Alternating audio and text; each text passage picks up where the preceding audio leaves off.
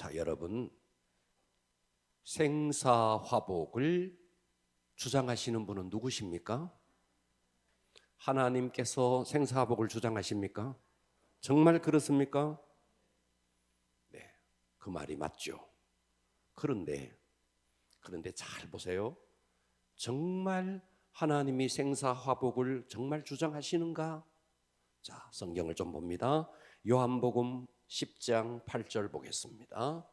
요한복음 10장 8절에 보면 잘 봐봐요. 예수님이 직접 하신 말씀이에요. 나보다, 여기서 나는 예수님이에요. 나보다 먼저 온 자는 다 절도요 강도니 양들이 듣지 아니하였느니라. 내가 문이니 누구든지 나로 말미암아 들어가며 구원을 받고 또는 들어가며 나오며 꼴을 얻으리라. 도둑이 오는 것은 도둑질하고 죽이고 멸망시키려는 것뿐이요 내가 온 것은 양으로 생명을 얻게 하고 더 풍성히 얻게 하려 하는 것이라. 자, 여기에 8절에 보면 나보다 먼저 온 자는 절도요 강도, 이게 누구냐 하니까 마귀입니다. 마귀라고요. 자, 그리고 10절에 가봅니다. 도둑이 오는 것은 도둑질하고, 이 도둑이 누군데요? 역시 마귀예요. 자, 여기서 마귀가 하는 짓이 뭔데? 도둑질하고 죽이고 멸망시키는 거다는 거예요. 그러니까 생사화복을 하나님이 주관하는 거 맞아요. 그런데 여기 보니까 마귀가 우리 인생을 절도짓을 하고 강도짓을 하고 도둑질을 하고 죽이고 멸망시킨다고 분명히 되어 있습니다. 그렇습니다. 그죠? 자, 그러면 하나님이 이 땅의 모든 만물을 창조하시고 통치하시고 주관하신 분이신데, 그런데 왜 마귀가 우리의 삶에 들어와서 이렇게 강도짓을 하고 절도짓을 하고 죽이고 멸망시키는 일을 왜 하느냐 하는 거예요. 왜 하느냐? 자, 신명기 30장 19절을 봅니다. 집중해서 보겠습니다. 할렐루야. 내가, 하나님이 말합니다. 내가 오늘 하늘과 땅을 불러 너희에게 증거를 삼는다. 내가 하나님입니다. 내가 생명과 사망, 복과 저주를 너의 앞에 두었다. 생명과 사망과 복과 저주를 네 앞에 두었다. 그래서 너는 어떻게 해야 되는데, 너와 내 자손이 살기 위해서 생명을 택하고, 그러니까 생사화복을 하나님이 주장하시는데, 그런데 하나님은 그 선택권을 우리에게 주신 거예요. 아멘 합시다. 하나님은 복도 지으시고 사망도 지으시고 저주도 지으시고 다 지었어요. 그리고 우리에게 선택권을 딱 줬습니다. 선택권을. 그래서 우리가 살기 위해서 생명을 택하고 복 받기 위해서 복을 선택해야 돼요. 그런데 우리 가운데 봐봐요. 우리 가운데 누가 저주를 선택하고 싶겠어요? 누가 사망을 선택하고 싶겠어요? 우리는 복을 선택하고 싶죠. 우리는 생명을 선택하고 싶죠. 그런데 누가 사망을 선택하고 누가 저주를 선택하겠느냐 이 말이에요. 그런데 선택하는 자가 있다는 거예요. 저주를 선택하는 자가 있고 사망을 선택하는 자가 있다는 거예요. 왜? 나도 모르게 그걸 선택하는 거예요. 내 생각으로 그것이 옳은 줄 알았는데 알고 보니까 그게 사망의 길이었고 그게 저주의 길이었던 거예요. 그러니까 우리가 생명을 선택하면 하나님은 우리에게 생명을 주시고, 사망을 선택하면 하나님은 우리에게 사망을 주시고, 저주를 선택하면 저주를 주시고, 복을 선택하면 복을 주시는데, 그런데 여기서 중요한 게 뭐냐면, 자, 나가 있습니다. 나가 여기에 있습니다. 하나님이, 자, 예를 들어서 여러분이 봤을 때 오른쪽에 있다고 칩시다. 하나님은 이쪽에 계세요. 마귀는 이쪽에 있어요. 여기서 내가, 나라는 자가 하나님 쪽으로 기울어지느냐, 내 의지가, 내 생각이 하나님 쪽으로 기울어져서 하나님의 통치를 받느냐, 아니면 나도 모르는 사이에 사탄의 쪽으로 기울어져서 사탄의 통치를 받느냐에 따라서, 자, 우리 인간은 독립적이지 못합니다. 우리 인간의 영혼은 독립적이지 못합니다. 제가 이 말씀을 누차게 드립니다. 우리 인간의 영은 종속적입니다. 그러니까 내가 뭔가를 선택하고 내가 뭔가를 결정하는 것처럼 보이지만 사실은 그게 내가 한 게 아니었어요. 하나님의 통치를 받아서 하나님이 하게 하셨고 마귀의 통치를 받아서 마귀가 했을 뿐이에요. 그래서 인간은 중간에서 어느 쪽에 영향을 받느냐, 그래서 내가 하나님 쪽으로 기울어져서 하나님의 통치를 받으면 반드시 생명을 선택하고 복을 선택하게 돼 있고, 내가 이쪽으로 기울어져서 사탄 쪽에 기울어져서 사탄에게 영향을 받게 되면 나도 모르는 사이에 저주를 선택하고 사망을 선택하게 돼 있다는 거예요. 잘 들어주실래요? 마가복음을 봅니다.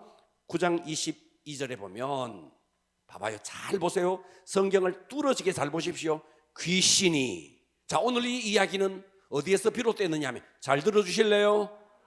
이 이야기가 어디서 나왔느냐? 예수님이 베드로, 야고보, 요한을 데리고 변화산으로 올라갔습니다. 그리고 거기서 변형된 예수님의 모습을 보고 산 아래로 내려왔더니 9명의 제자가 귀신 들린 아들을 데리고 온 아버지, 그 아들을 귀신을 쫓아주려고 몸부림을 쳤는데 귀신이 쫓겨나지 않는 거예요. 자, 그래서 예수님이 가서 아버지를 부릅니다. 아들을 데리고 오라. 귀신이, 그 아버지가 하는 말이에요. 아버지가 이렇게 말하는 거예요. 22절에 귀신이, 잘 봐봐요, 귀신이 그가 이 아버지의 아들입니다. 귀신이 그를 죽이려고, 잘 보십시오, 귀신이 그를 죽이려고 불과 물에 자주 던졌나이다. 자, 이 아들이 있었는데 아들을 귀신이 와서 불에도 던지고 물에도 던졌다는 거예요. 자, 눈에 보이는 세계에서는, 자, 영안이 뜨이지 않고 눈에 보이지 않는, 자, 눈에 보이는 것으로만 봤을 때, 자, 귀신이 보여요, 안 보여요? 귀신이 보여요, 안 보여요? 자, 귀신이 이 아이를 물로도 던지고 귀신이 이 아이를 불로도 던졌는데 그냥 사람들의 눈에는 이 아이가 물에 들어간 거예요. 자, 이것을 우리가 쉽게, 자, 한강에서 어떤 사람이 한강에서 떨어집니다. 그래서 자살을 하려고 한강에서 떨어집니다. 영의 눈을 뜨고 보면 귀신이 이 사람을 던지는 거예요. 듣고 있어요, 이쪽에? 영의 눈을 뜨면 귀신이 이 사람을 집어 던지는데 영의 눈이 뜨여지지 아니하면 자기가 스스로 물에 던져지는 것으로 보이는 거예요. 그래서 사람들은 이것을, 저 사람이 한강에 투신 자살했다, 이렇게 말하죠. 근데 사실은 아니에요. 그 배후에 영이 있는 거예요. 영이 이 사람을 끌고 가서 거기에 집어 던진 거예요. 사람들이 몸에 휘발유를 끼얹고 분신 자살해요. 저 사람이 분신 자살했다, 스스로 휘발유를 끼얹더니 불을 붙여서 분신 자살했다. 아니요, 그렇지 않습니다. 눈에 보이는 세계에서는 그렇지만 눈에 보이지 않는 이면의 세계에서는 귀신이 다 그 짓을 하고 있다, 이 말이에요. 사람이 목을 매요. 어디 가서 목을 매서 죽어요. 그런데 자기 스스로가 목매, 아니에요, 그렇지 않습니다. 보이는 세계에서는 자기가 목을 맨 것처럼 보이지만 사실은 귀신이 목을 매게 하는 거예요. 모든 자살의 배후에, 모든 살인의 배후에, 모든 범죄의 배후에 다 이 영이 있습니다. 내가 이쪽으로 기울어져 있으니까. 그런데 그게 내가 선택한 거예요. 내가 선택했는데 그게 사망을 선택한 것이고, 내가 선택했는데 그게 저주를 선택한 거예요. 오늘 여러분들이 예배의 자리에 나왔어요. 여러분이 선택한 것처럼 보이죠? 그렇지 않습니다.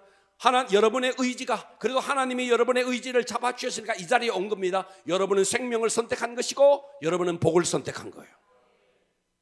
내가 선택한 것처럼 보이지만 그렇지 않다고요. 배후에 성령님이 역사하든지 아니면 사탄이 역사하든지 그렇다고요. 이해되십니까? 자, 마태복음 27장 5절 보십시오. 마태복음 27, 이거 우리가 잘 아는 구절인데, 가룟 유다입니다. 가룟 유다가 은 30에 예수를 팔았어요. 그리고 예수님이 정죄된 것을 알았어요. 그래서 유다가 은을 성소에 던져 넣고 물러가서, 여기서는 이렇게 말합니다. 스스로 목매어 죽은지라. 여러분, 이거 스스로 목매어 죽은 거 아니에요. 아시겠어요? 이미 그 전에 요한복음 13장 2절에 보면 이미 그 전에 마귀가 벌써 시몬의 아들 가룟 유다의 마음에 예수를 팔 생각을 집어넣고 그때부터 이 마귀가 계속해서 유다를 끌고 다니는 겁니다. 그러니까 유다가 한 모든 짓은 자기가 생각하고 자기가 판단하고 자기가 결정하고 자기가 뭔가 행동했는 것처럼 보였지만 아니었어요. 마귀가 그 속에서 끌고 다녔던 거예요. 우리 인간은 영적으로 신부입니다. 우리 인간은 내가 뭔가를 결정하는 것처럼 보이지만 사실은 그게 내 결정이 아니에요. 하나님 쪽이든지 아니면 사탄 쪽이든지 내가 기울어져서 어느 쪽으로 기울어져서 내가 결정했는데, 그런데 그 선택을 내가 한 거예요. 그래서 이 땅의 생사 화복 모든 것, 복과 사망, 복과 저주, 생명과 사망을 하나님이 다 창조해 내시고 우리 앞에 딱 두었는데 선택은 내가 하는 거죠. 할렐루야. 그러니까 내가 선택했는데 사망을 선택하는 거예요. 나도 모르게. 왜? 내 의지가 이쪽으로 기울어져 있으니까. 듣고 계십니까? 가룟 유다는 스스로 목에서 했는 것처럼 보이죠. 그렇지 않다고요. 요한복음 12장 6절 보십시오. 이렇게 말함은, 역시 예수님이 가룟 유다에 대해서 말하는 겁니다. 이렇게 말함은, 자, 지금 어떤 여인이 와서 예수님 앞에 향유를 막 부었습니다. 향유를. 이거 가난한 자들에게 팔아서 그렇게 구제했으면 좋았겠도다. 가룟 유다가 이렇게 말했어요. 그런데 예수님은 이 부분에 대해서 가룟 유다에 대해서 이렇게 말하는, 이렇게 말함은 저가 말이야, 저 가룟 유다 저게 말이야, 가난한 자를 생각함이 아니요 그는 도둑이라. 이미 도둑이 그 속에 들어갔어. 도둑이 들어가니까 도둑질을 하고 결국은 자기의 영혼이 도둑질을 당하는 거예요. 도둑이라 돈계를. 그러니까 우리는 아셔야 돼요. 내가 도둑질하는 거, 내가 도둑질한 것처럼 보이지만 나도 속아서 하는 거예요. 도둑의 영이 들어와서 나로 하여금 도둑질하게 하는 것이죠. 할렐루야. 자, 역대상 10장으로 한가 보십시오. 역대상 10장 4절에 보면 사울에 대한 이야기가 나오는데, 자, 사울이 봐봐요. 사울이 블레셋과의 전쟁이 있었습니다. 전쟁에서 사울이 불리하게 됐습니다. 그래서 사울이 죽게 되는데, 자, 이렇게 이야기합니다. 사울이 자기의 무기를 가진 자에게, 자기의 부하가 있었습니다. 이제 전세가 너무 불리해지니까 어떻게 말하냐니까, 자기의 무기를 가진 자에게 이르되 너는 칼을 뼈 그것으로 나를 찔러라. 저 블레셋에서 할례 받지 못한 자들이 와서 나를 욕되게 할까 두려워하노라. 그런데 이 부하가 그 왕을 어떻게 찌를 수가 있습니까? 그러나 그의 무기를 가진 자가 심히 두려워하여 행하기를 원하지 아니하니까 사울이 직접 자기의 칼을 뽑아서 앞에 대고는 그냥 앞으로 자빠진 거예요. 그래서 칼을 뽑아서 그 위에 엎드려지니, 자, 그냥 두면 이 사람은 아주 장엄하게 전사했을 것을, 그냥 두었더라면 전사했을 것을.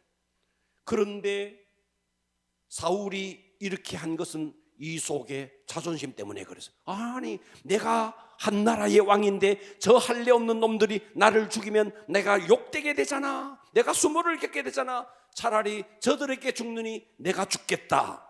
수모당하는 이 자존심 때문에 자기가 스스로 죽은 거죠. 여러분, 이 자존심을 누가 붙들고 있는지 아세요? 마귀가 붙들고 있는 겁니다. 마귀가 이 자존심을 다 붙들고 있는 겁니다. 자존심 상하면 다 던지게 만듭니다. 모든 것 다 던지게 만듭니다. 자존심 때문에 직분이고 열심이고 다 던져버립니다. 알고 보니까 그게 이 자존심을 붙들고 있는 게 누군데? 사탄이라는 거예요. 우리가 살아가는 삶의 배후에 이 악한 영이 내 생각을 다 유린하고 있습니다. 자살하는 사람에게도 이 죽음의 영이 있고, 사람을 죽이는 사람에게도 죽음의 영이 있고, 도둑질, 이간질, 혈기, 모든 배후에는 이 영이 나를 끌고 가는 거예요. 자, 우리의 신앙생활은 우리 안에 어떤 영이 나를 끌고 가느냐, 이거의 싸움입니다. 겉으로 보면 여러분들이 지금 믿는 자로서, 자, 봐봐요. 여러분들이 믿는 자로서 이 자리에 멀쩡하게 앉아서 예배를 드려요. 그런데 나도 모르는 사이에 내 속에 어둠이 있어요. 나도 모르게 내 속에 우울함이 있어요. 나도 모르는 사이에 내 속에 막 번민이 막 있습니다. 예배를 드리러 이 자리에 와 있으면서도 마음속에 어둠이 한 자락 탁 나를 덮고 있을 수 있습니다. 자, 그래서 오늘의 설교 제목이 뭐냐 하면 예배를 통해 얻는 복. 따라서 합니다. 예배를 통해. 소리를 높이시고 집중하시고 은혜 받기를 축복합니다. 예배를 통해 얻는 복.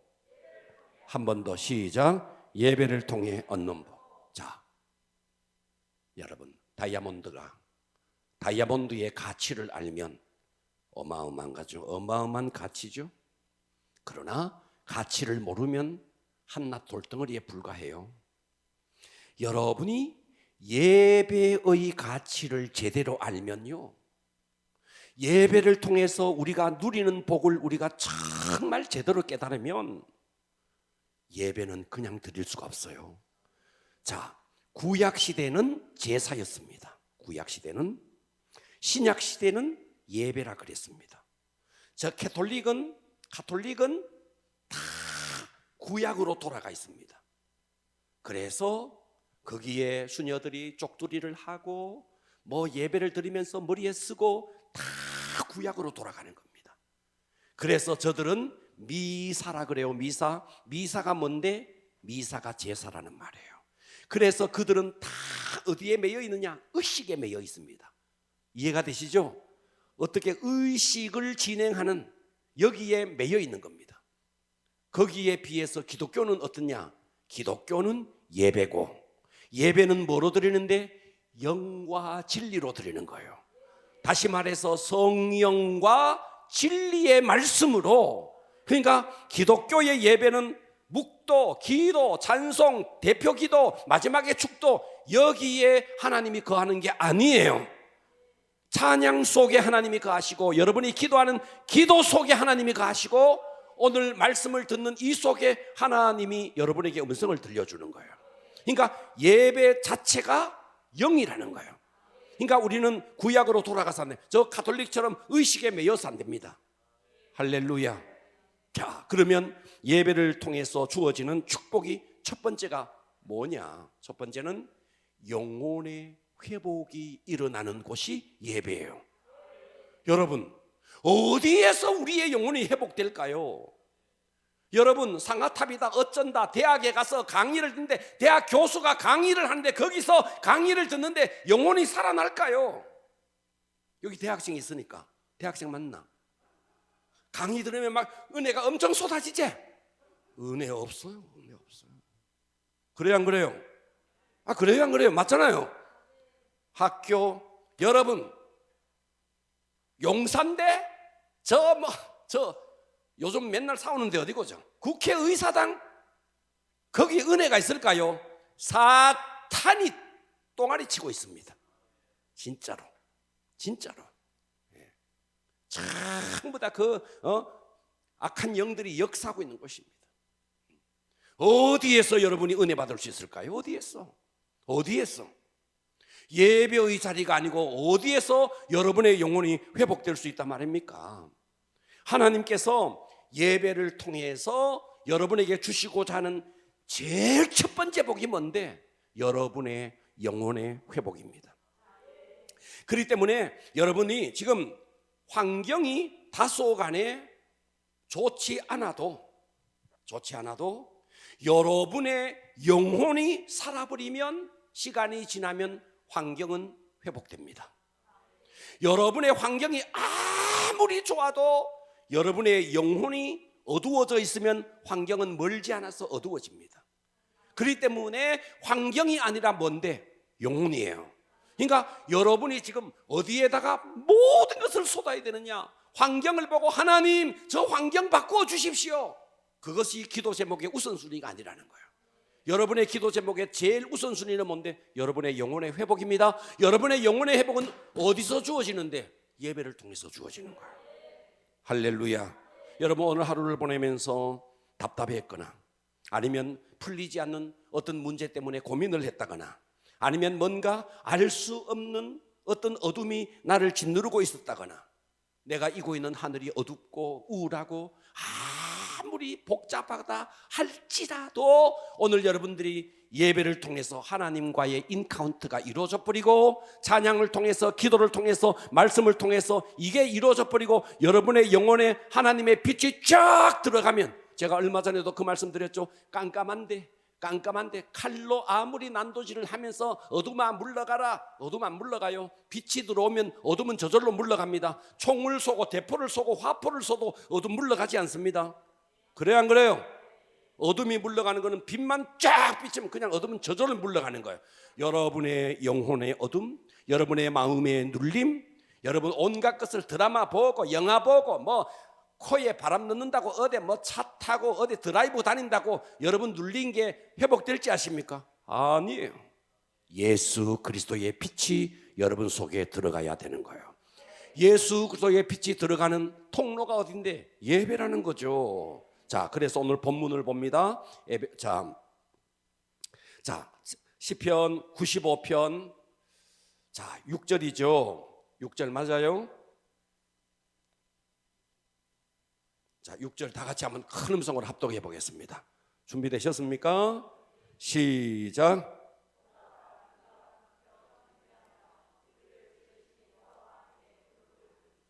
자, 여기에 봐봐요. 여기에 7절, 5절, 6절 참 오라 우리가 굽혀 경배하며. 와, 예수님이 우리를 지금 예배로 초청하고 있는 겁니다. 오라 우리가 굽혀 경배하며. 할렐루야. 우리를 지으신 여호와 앞에 무릎을 꿇자. 이게 예배예요. 지금 하나님이 우리를 예배로 지금 초청하고 있는 겁니다. 자, 이제 1절부터 찬찬히 하나하나 보겠습니다. 자, 여러분, 예배는요 하나님이 여러분이 다리에 힘이 있어서 온 거 아닙니다.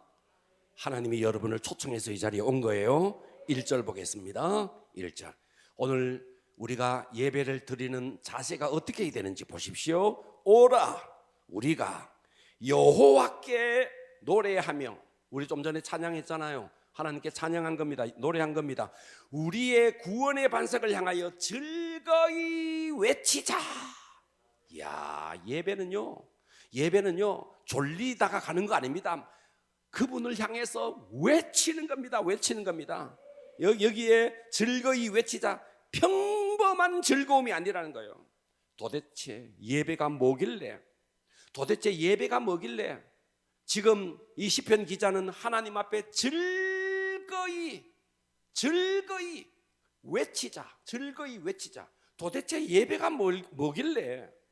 여러분, 예배에서 하나님이 어떤 분인가를 오늘 이 본문이 설명하는데, 자 3절을 보십시오. 그렇죠. 3절, 2절 보겠습니다. 우리가 감사함으로 그 앞에 나가며, 하나님 앞에 그 앞에 나가며 시를 지어 즐거이, 여기도 봐봐요, 또 즐거이 그를 노래하자. 3절을 보겠습니다. 이제 우리가 우리의 예배를 받으신, 즐거이 외치면서 우리의 예배를 받으시는 하나님에 대해서 3절부터 설명합니다. 자, 3절 한번 봐봐요. 여호와는 어떤 분이냐? 크신 하나님이시요. 아멘. 모든 신들보다 크신 왕이시기 때문이라는 거예요. 그 하나님 앞에 와서 엎드려 크게 즐거이 외쳐 부르자. 왜? 그 하나님은 크신 하나님이요, 모든 만물, 여러분 이 땅의 만물이 얼마나 커요? 이 만물이 얼마나 커요? 그런데 그 하나님은 모든 만물보다 크신 왕이시기 때문이다. 4절 봐봐요. 4절.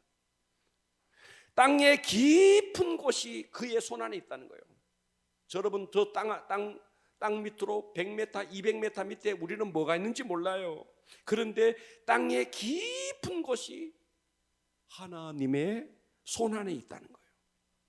산들의 높은 것이 그의 것이로다. 저 히말라야 산, 에베레스트 산, 그 높은 것이 하나님의 것이로다. 5절 봐봐요. 바다도 그의 것이라. 바다도 그가 만드셨고 육지도 그의 손이 지으셨도다. 바다도 육지도 다 하나님이 지으셨다. 6절 오라. 그 하나님이 어떤 분이냐? 이렇게 산도 바다도 육지도 저 바다 깊은 것도 땅속 깊은 것도 하나님이 다 지으셨다. 오라 우리가 굽혀 그 하나님 앞에 경배하며 우리를 지으신 여호와 앞에 무릎을 꿇자.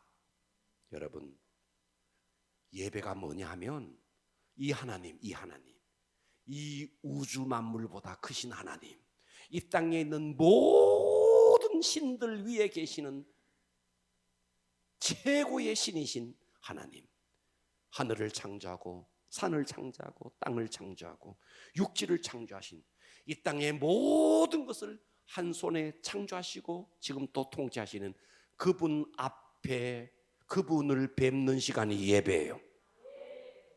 예배는 의식 속에 묵도, 기도, 찬송 여기에 거하는 게 아니에요. 여러분이 지금 이 마음을 가지고 여러분들이 세상에 높은 사람을 만나러 가도 여러분 굉장히 여러분들이 떨리는 마음으로 갈 겁니다. 그렇지 않겠어요? 그런데 예배가 뭔데?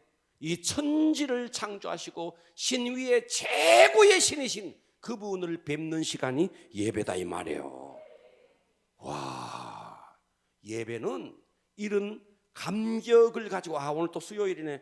또 어떤 사람은요 오늘 수요일이가 깜빡해가지고 수요일인지도 몰라가지고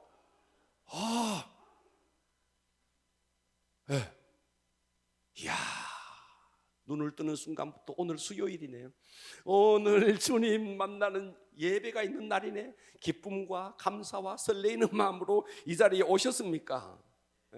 나를 지으시고 나를 지금까지 있게 하신 창조주를 대면하는 시간이 예배예요. 할렐루야. 그 하나님은 이 모든 것을 지으신 창조주시고 그 하나님은 또 어떤 분이냐 하니까 그분은 창조주이실 뿐만 아니라 우리를 구원하신 구세주예요. 1절은 또 그렇게 말하죠. 1절 오라 우리가 여호와께 노래하며 우리를 구원하신 구원의 반석이라고 말하잖아요. 아멘. 야, 우리가 어떤 자였어요? 우리가 시편 40편 2절은 이렇게 말해요. 나를 기가 막힌 웅덩이와 수렁에서 끌어올리시고, 어디에서? 기가 막힐 웅덩이와 수렁에서 우리를 끌어올려서 저 지옥의 불구덩이 떨어져야 할 나를 그 수렁에서 끌어올리시고 내 발을 반석 위에 두사 내 걸음을 견고하게 하셨도다. 할렐루야. 이 하나님 천지를 창조하시고 나라는 존재를 기가 막힌 웅덩이에서 끌어올려서 반석 위에 서게 하신 그분을 뵙는 시간이 예배니까 여러분 생각만 딱 이 생각을 하고 예배의 자리에 오면 여러분의 찬양의 색깔이 달라지고 기도의 색깔이 달라지고 할렐루야 말씀을 듣는 태도가 달라지고 그래서 말씀을 통해서 어두운 여러분의 영혼에 빛이 쫙 들어가면 끝나는 겁니다. 여러분의 영혼이 그 순간 회복되는 겁니다. 우리의 영혼이 어디서 회복돼요? 어디에서 우리의 영혼이 회복됩니까? 그래서 여러분들이 예배를 하나 잘 드리면 이렇게 모든 게 끝나는 거예요. 이것이 예배라는 거예요. 그래서 그 예수님이 우리를 오늘 이 예배의 자리로 초대하고 있는 겁니다. 여러분이 과거에 무슨 죄를 지었을지라도 오라 나와 변론하자. 너희의 죄가 주홍 같을지라도 눈과 같이 희어질 것이요 너희의 죄가 진홍처럼 붉을지라도 양털같이 되게 하겠다. 무엇으로? 예수 그리스도의 십자가의 보혈로. 그것을 경험하는 시간이 예배다. 그러니까 내가 과거에 어떤 죄를 지었더라도 어떤 수렁에 빠졌을지라도 여러분의 영혼이 아무리 어두울지라도 예배를 통해서 그리스도의 빛이 여러분의 심령에 들어가면 영혼이 회복되니 이것이 예배라는 거예요. 예수님은 저와 여러분의 영혼의 구원을 위해서 이 고난, 우리가 지금 고난 주간 보내잖아요.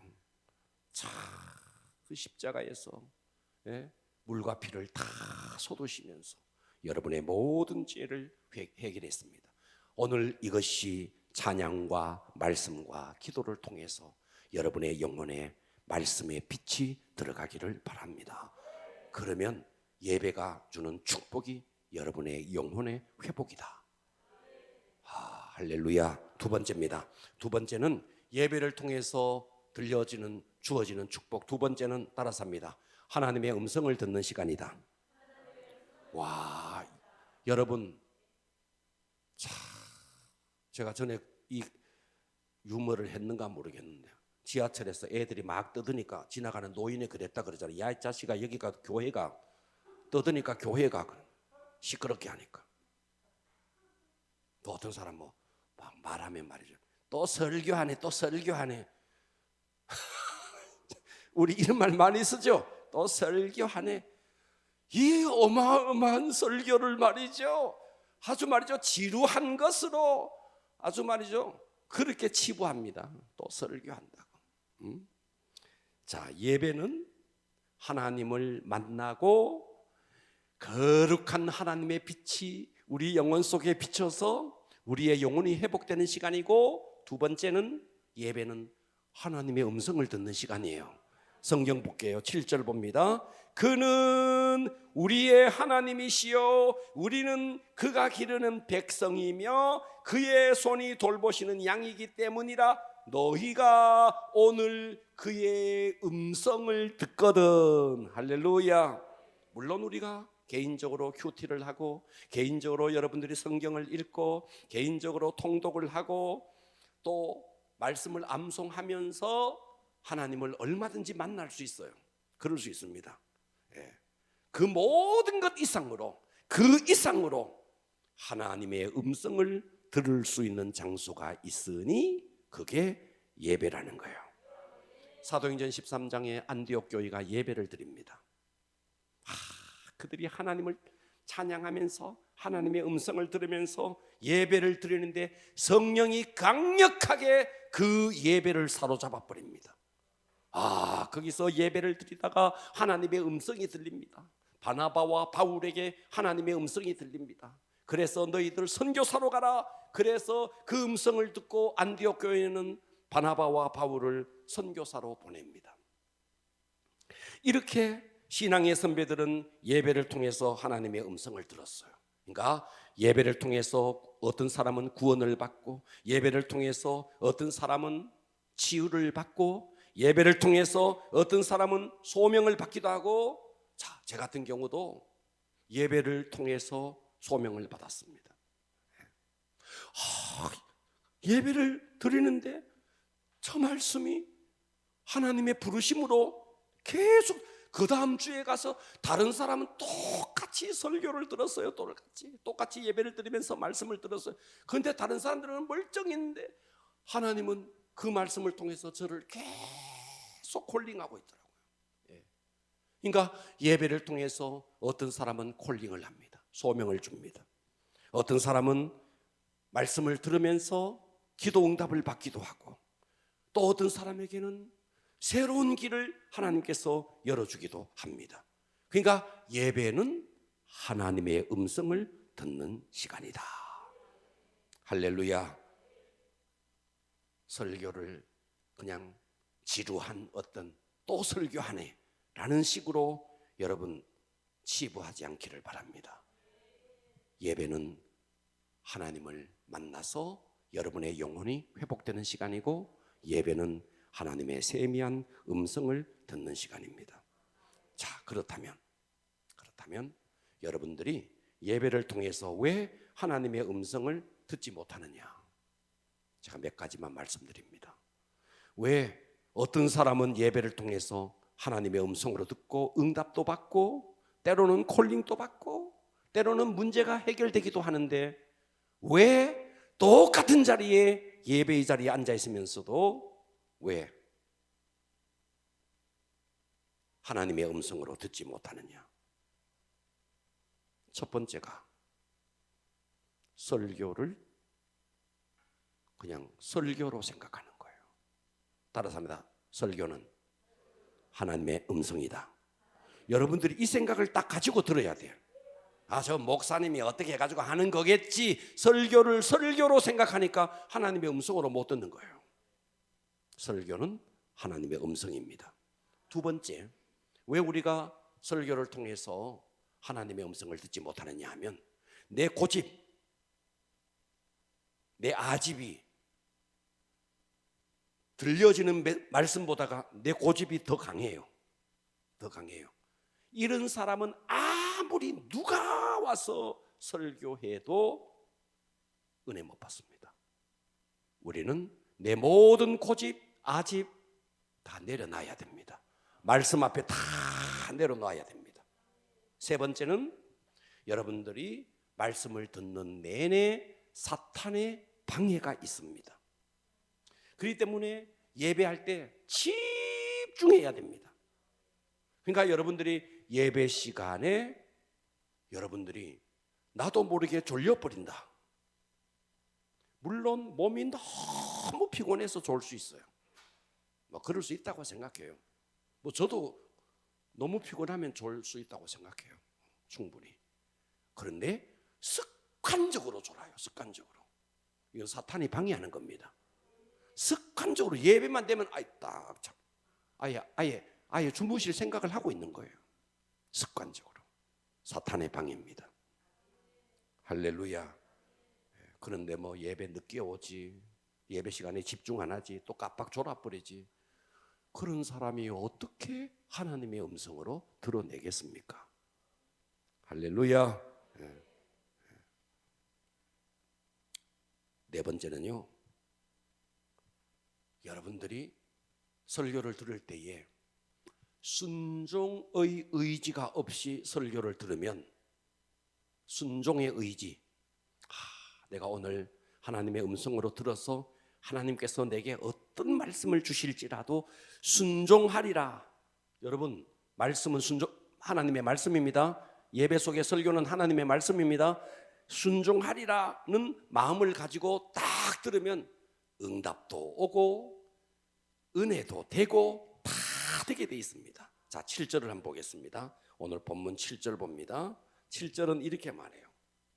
그는 우리의 하나님이시요 우리는 그가 기르신 백성이라. 보고 계시죠? 그의 손이 돌보시는 양이시기 때문이라. 너희가 오늘 그의 음성을 듣거든. 자, 봐봐요. 너희가 하나님의 음성을 듣거든. 자, 8절. 너희는 무리바에서와 같이, 또 광야 마사에서 지냈던 것과 같이. 자, 이것은 출애굽기 17장에 나오는 이야기입니다. 신광야를 떠나 물이 없어서 목이 말라서 이 무리바에서 백성들이 모세를 향해서 막 원망했습니다. 원망을 했어요. 원망하고 불평했던 곳이 바로 무리바입니다. 무리바. 자, 그래서 7절에 그의 음성을 듣거든 너희 마음은 무리바에서와 같이 마사에서와 같이 너희 마음을 완악하게 하지 마라. 완악하게 하지 마라. 할렐루야. 순종할 의사 없이 여러분 하나님의 음성을 들으면요, 그러면 무리바와 마사에서처럼 여러분들은 말씀을 들으면서도 불평이 올라오고 말씀을 들으면서도 원망이 올라올 수 있습니다. 그래서 이 시편 기자는 너 무리바에서처럼 마사에서처럼 너 그렇게 하지 마라. 모세를 원망하고 그랬더니 어떤 일이 벌어졌습니까? 17장 그 다음에 무리바에서 그들이 막 원망했습니다. 하나님은 그런 자에게 바로 조치를 내립니다. 그래서 그 다음 사건이 뭔데? 아말렉이 쳐들어오는 겁니다. 아말렉이. 듣고 계시죠? 할렐루야. 여러분, 그래서 우리가 하나님의 음성을 듣는다는 것은 굉장히 위기입니다. 위기. 들었으면 순종해야 됩니다. 여러분들이 말씀을 들을 때 순종하겠다는 결단을 하고 말씀을 들으면 여러분에게 빛이 임하고 하나님의 영광이 임할 것입니다. 자, 세 번째입니다. 예배를 통해서 주어지는 복 세 번째는 예배를 통해서, 말씀을 통해서, 때로는 찬양을 통해서 하나님이 여러분의 삶을 인도합니다. 아멘. 자, 계시록 7장 17절로 가볼게요. 예배의 축복 중에 여러분의 영혼이 살고 하나님의 음성을 듣고 그러면서 여러분의 삶의 길을 하나님께서 인도한다는 거죠. 계시록 7장 17절에 보면 이렇게 말해요. 이는 보좌 가운데 계신 어린 양이, 자, 지금 계시록 7장에 예수님이 저 어린 양이 보좌 위에 계십니다. 보좌 가운데 계신 어린 양이 그들의 목자가 되사 생명수 샘으로 인도하시며, 그 다음에 하나님께서 그들이 눈에, 자 다시요, 그들의 목자가 되사 생명수 샘으로 인도하시고, 자 다시요, 보좌 가운데 계신 어린 양이 그들의 목자가 돼서 그 다음부터는 어떻게 되는데 생명수 샘으로 그들을 인도하신다는 거죠. 그리고 하나님께서 그들의 눈에서 모든 눈물을 씻어주실 것입니다. 보좌에 계셨던 주님이, 보좌 가운데서 예배를 받으시던 그분이 예배가 딱 끝나자 보좌에서 내려와서 우리 삶 가운데로 들어와서 우리의 목자가 되어서 우리의 손을 잡고 우리를 어디로 인도하느냐 하니까 생명샘으로 우리를 인도하시고 우리의 눈물도 씻겨주신다.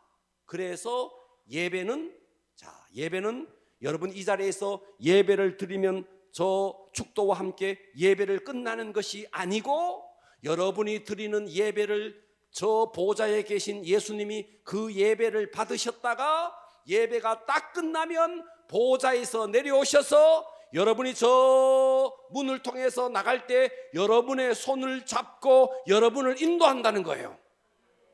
여러분 듣고 계세요? 네.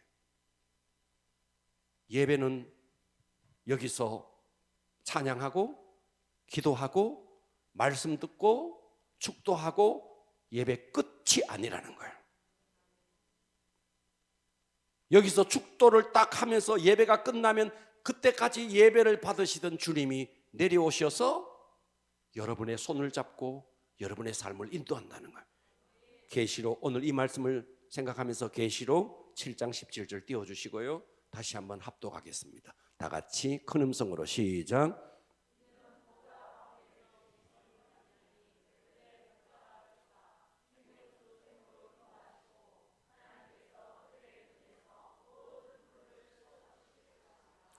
예배 성공하면, 그래서 예배 성공하면 인생이 성공하는 거예요. 할렐루야. 네. 예배를 통해서 내 영이 살죠. 예배를 통해서 하나님의 음성 듣죠. 그동안 예배를 받으시던 그 예수님이 이제부터는 내 삶 속으로 들어와서 내 손을 잡고 나를 생명샘으로 인도하시니 이것이 예배의 축복입니다. 할렐루야. 그래서 시편 23편 1절에는 그래서 다윗이 이렇게 말했던 거죠. 여호와는 나의 목자시니 내가 부족함이 없으리로다. 그가 나를 푸른 풀밭에 누이시며 쉴만한 물가로 인도하시는 도다. 이 복이 여러분의 복이 되기를 바랍니다. 제가 마지막으로 이 간증 하나 드리고 말씀을 마무리하겠습니다. BBB라는 선교단체가 있습니다. BBB. B, 첫 번째 B는 비즈니스, 두 번째 B는 바이블, 세 번째 B는 벨트. 사업을 하는 사람들 속에 성경으로 묶어진 그런 직장 선교 팀입니다. 여기에서 실제로 있었던 한 집사님의 간증입니다.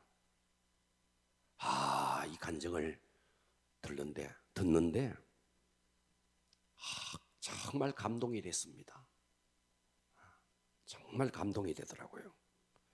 이 집사님이 직장 속에서 이 사람이 아직도 신참일 때 이야기입니다. 신참. 이제 뭐 50대가 되고 60대가 돼가지고 고참이 아닙니다. 신참 때 일입니다. 회식 자리에 회사에서 회식을 해요. 그런데 이제 술잔이 막 돌아갑니다. 술잔이 돌아갑니다. 그래서 자기에게도 술잔에 술을 부었어요. 그래서 정중하게 이렇게 이야기했습니다. 저 크리스찬입니다. 저 술 마시지 않습니다. 대신에 음료수 마시겠습니다. 야, 이 정도 이야기하면 요즘요 술 권하고 이런 시대가 아니잖아요. 와, 그런데 이 직장의 상사는 뭐? 마셔. 오기가 발동한 거예요. 이 부하 직원이 말이지 술 안 마신다 그러니까 마셔. 죄송합니다. 못 마십니다. 마시라니까. 이 또 성질이 좀 나쁜 사람인가 봐요. 마시라니까. 죄송합니다. 못 마십니다. 이 정도에서 끝냈으면 좋을 텐데 이 상사가요 회식 자리에서 이 사람을요 뺨을 쳤어요. 실제로 있었던 일이에요. 뺨을 그냥 팍 쳤어요. 와, 이분이 간증에 이렇게 적었어요. 분하기도 하고 분한 것만이 다가 아니라 직장 동료들 앞에서 창피하기도 하고, 아니 직장이 이럴 수가 있나. 그래서 집으로 돌아와서 끙끙끙끙 앓았대요. 끙끙 앓으면서 아침에 눈을 떴는데 직장에 못 가겠더래요. 그래서 그날 결근을 했대요. 그리고 결근하면서 하루 종일 이불을 뒤집어 쓰고 생각했대요. 어떻게 할 것인가. 하루를 생각하니까 사표를 써야겠다는 결심이 딱 나더래요. 사표를 써야겠다. 근데 이분이 그래도 내가 명색이 크리스찬이잖아.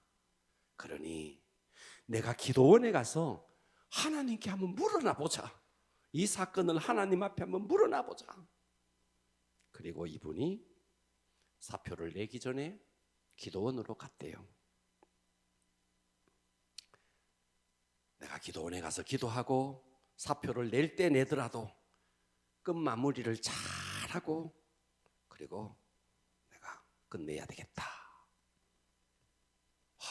기도원에 올라가서 하루를 기도했는데도 분한 마음이 사라지지 않더래요. 억울한 마음이 사라지지 않더래요.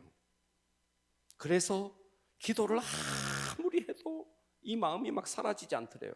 그래서 그 기도원에서 예배가 있는데 예배를 드리러 갔대요. 예배를 드리러 갔는데 어느 목사님이 설교를 탁 하는데 그 설교 속에서 하나님의 음성으로 탁 들리는 말씀이 있더래요. 그 음성이 뭐였느냐 하면 예수님이 고난에 대한 이야기를 하더라는 거예요. 너 뺨 맞았지? 예수님이 그러시더래요. 나도 뺨 맞았어. 너 뺨 맞은 것 가지고 그러니 나는 뺨만 맞은 게 아니야. 나는 발가벗기운 채로 채찍도 맞았어. 침뱉음도 당했어. 그런데 나는 일체 변명하지 않았어. 와, 설교를 듣는데 하나님의 음성이 그 음성이 막 자기 가슴에 막 요동을 치더래요. 막 예수님의 마음이 가슴으로 막 느껴지기 시작하더래요. 그랬지. 주님은 죄도 없으시면서 죄인처럼 온갖 조롱을 받으면서 온갖 수치와 모멸감을 받으시면서 저렇게 발가벗겨 온 채로 저렇게 수치를 당했지. 그 다음에 다시 주님의 음성이 들리는데 너도 참을 수 있겠지. 너도 참을 수 있겠지. 와, 집에서 사표를 다 썼대요. 사표를 썼대요. 기도원에서 내려가면 사표를 낼 거라고. 그 음성을 듣는 순간 그 자리에서 사표를 찢었대요. 사표를 다 찢어버리고 기도원에서 내려와서 그 이튿날 회사로 갔대요.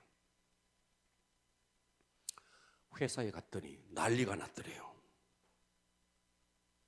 저 부하 직원 저 사람이 뺨 맞아가지고 지금 며칠째 결근을 하고 있다는 게 회장님의 귀에까지 들어갔더래요. 회장님의 귀에까지. 그래서 요즘 시대에 폭력적인 행동을 하는 이 사람 징계를 하기 위해서 징계위원들이 모였더래요. 그래서 이 사람은 지금 부하 직원을 뺨을 때린 것 때문에 이제 회사에서 잘리게 됐어요. 와, 징계위원이 모였어요. 그런데 이 사람을 불렀어요. 이 뺨을 맞은 이 사람을 불렀어요. 그리고 뺨을 때린 자기 상사가 저기 앉아 있어요. 그리고 징계위원이 돌아가면서 맞은 것에 대해서 이야기를 쭉 하라고 그러는 거예요. 와, 그때 성령님이 이런 감동을 주시더래요. 성령님이 네가 저 사람을 변호해 드려라, 이런 마음의 감동이 오더래요. 그래서 그 징계 위원들 앞에 이렇게 이야기했대요. 내가 뺨을 맞은 것은 사실입니다. 그러나 제가 제 잘못이 많습니다.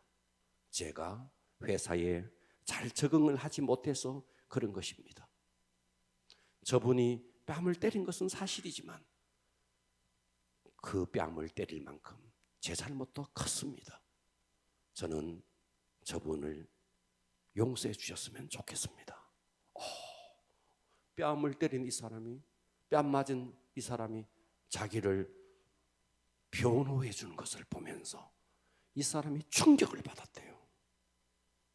그리고 징계위원회에서 이 사람은 다시 징계하지 않기로 하고 그날 밤에 이 상사가 찾아왔더래요. 자기를 찾아왔더래요. 와, 찾아와서 정말 내가 네가 믿는 하나님을 나도 믿어야겠다. 네가 다니는 교회를 나도 다녀야 되겠다. 와, 그 자리에서 이 사람이 예수를 믿을 뿐만 아니라 나 앞으로 네가 다니는 교회에서 성경 공부도 해야 되겠다 하면서 이분과 함께 나가서 신실한 크리스찬으로 세워졌습니다. 듣고 계십니까? 이게 예배의 위력이죠. 할렐루야. 그래서 오늘 여러분, 예배는 우리의 영혼이 회복되는 시간이고 하나님의 음성을 듣는 시간이고, 예배는 하나님의 인도를 받는 시간이다. 기도하겠습니다.